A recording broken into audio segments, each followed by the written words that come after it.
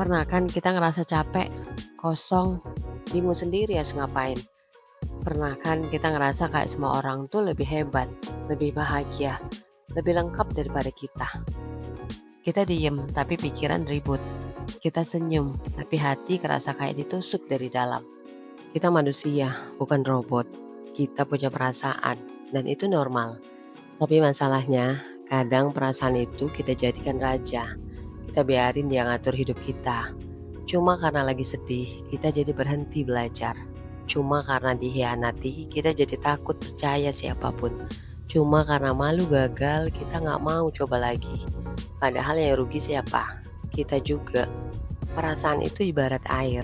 Kalau kita arahin ke sawah, dia jadi berkah. Tapi kalau kita biarin liar, dia bisa banjir, merusak semuanya. Kita boleh sedih, boleh nangis, boleh kecewa. Tapi jangan sampai itu semua nyeret kita ke jurang kemalasan, keraguan, dan putus asa. Jangan karena satu luka kecil, kita tutup semua pintu kebahagiaan. Jangan karena satu penolakan, kita anggap diri kita nggak layak dicintai. Kita selalu berpikir butuh waktu. Kita pengen healing dulu untuk menghibur diri.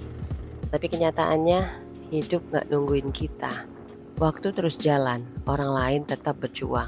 Sementara kita masih aja rebahan, renungi yang udah lewat. Kita pikir dunia bakal peduli sama rasa sakit kita. Faktanya, enggak. Dunia cuma ngasih dua pilihan, maju atau dilindas. Jujur ya, musuh terbesar kita bukan mantan, bukan orang yang pernah nyakitin kita, tapi diri kita sendiri yang terlalu sering kalah sama perasaannya. Orang hebat itu bukan yang gak pernah sedih, tapi yang walau sedih tetap bangkit, tetap belajar, tetap bergerak. Jangan tunggu perasaan tenang dulu baru bergerak, karena kadang justru dengan bergerak, perasaan kita jadi tenang.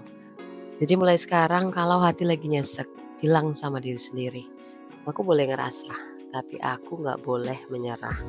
Karena satu-satunya orang yang bisa nolong kita keluar dari lubang itu, ya diri kita sendiri. Jangan sampai kita kalah sama perasaan. Karena hidup ini terlalu berharga untuk disia-siakan oleh pikiran yang negatif. Guys, pernah kan kita ngerasa hidup ini kayak dikendalikan sama perasaan sendiri. Lagi bad mood semua jadi jelek. Lagi sedih semuanya kelihatan salah. Tapi pernah nggak kita tanya ke diri sendiri, apa jadinya kalau kita terus-terusan kalah sama perasaan? Nah, hari ini kita bahas bareng. Ketika kita terus nurutin perasaan negatif, sedih, takut, marah, insecure, tubuh kita nggak diem-diem aja. Dia kerja keras ngeluarin hormon stres kayak kortisol dan adrenalin.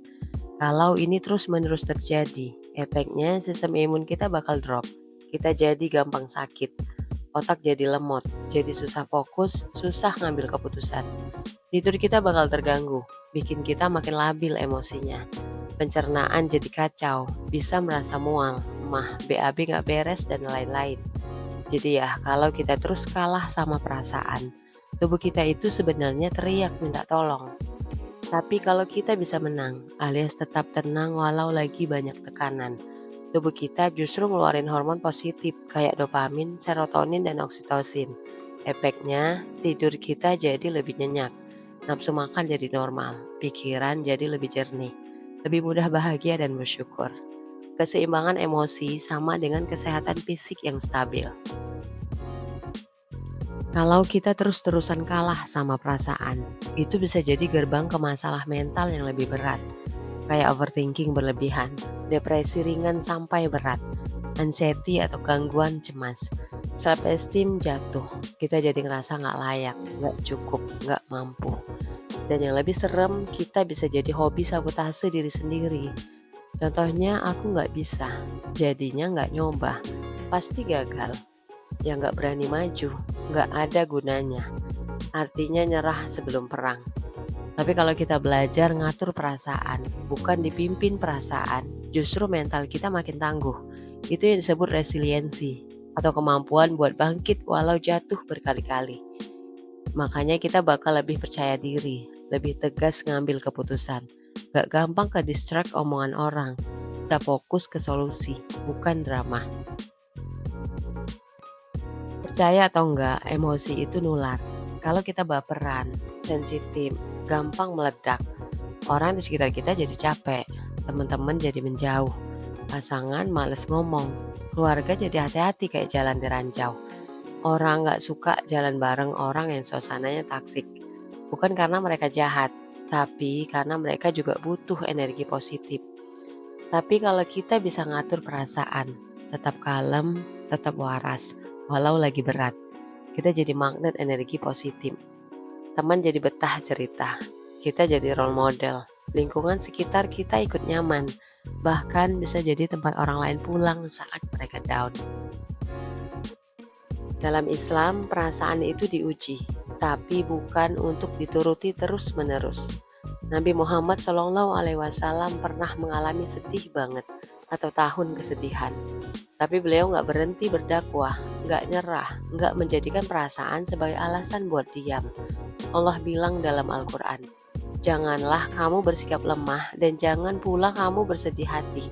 Padahal kamulah orang-orang yang paling tinggi derajatnya jika kamu orang yang beriman. Quran Surat Ali Imran ayat 139. Artinya iman itu bikin kita kuat, bukan karena gak punya rasa, tapi karena kita tahu ada Allah yang lebih besar dari semua rasa itu. Kalau kita terus kalah sama perasaan, artinya kita lebih percaya sama perasaan daripada kekuatan Allah. Tapi kalau kita menang, artinya kita tawakal, kita sadar karena Allah akan bukakan jalan. Jadi gimana? Masih mau kalah sama perasaan? Kita ini manusia, bukan budak perasaan. Kita boleh ngerasa, tapi jangan biarin rasa itu ngatur arah hidup kita.